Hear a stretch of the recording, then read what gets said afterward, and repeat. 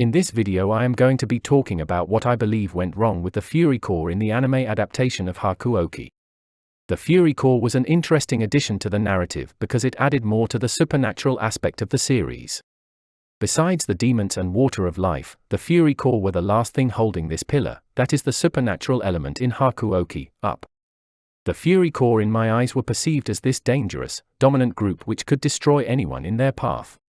And that is true, to say the least. The Fury Corps gave the demons a hard time.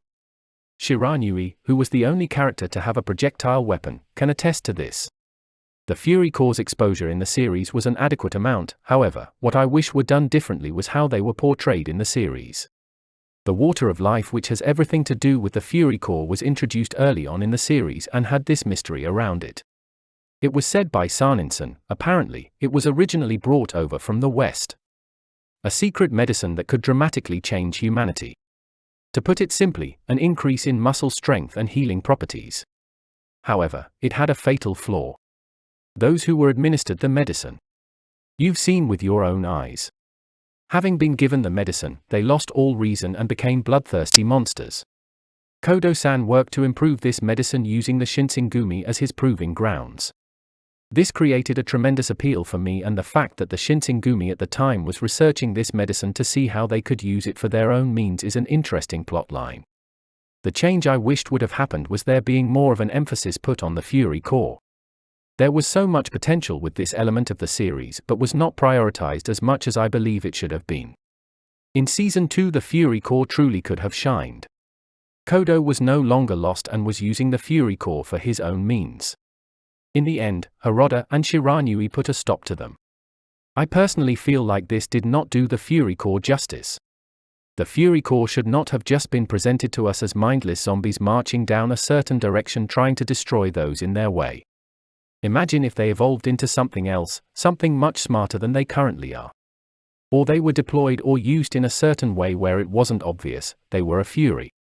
What if one of the features of them evolving in this hypothetical situation would be them keeping their reasoning and having control over their impulses?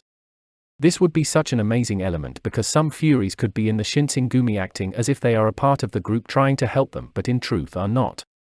Instead, they send information to Kodo or they try to destroy the organization from within, creating false rumors and causing for conflicts among the members of the Shinsengumi.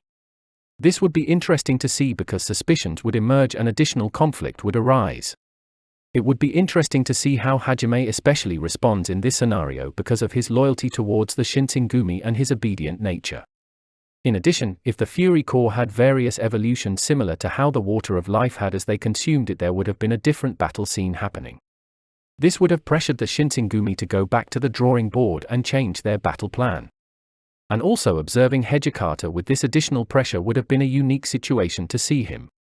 As well as the other members of the Shinsengumi battling with these Fury.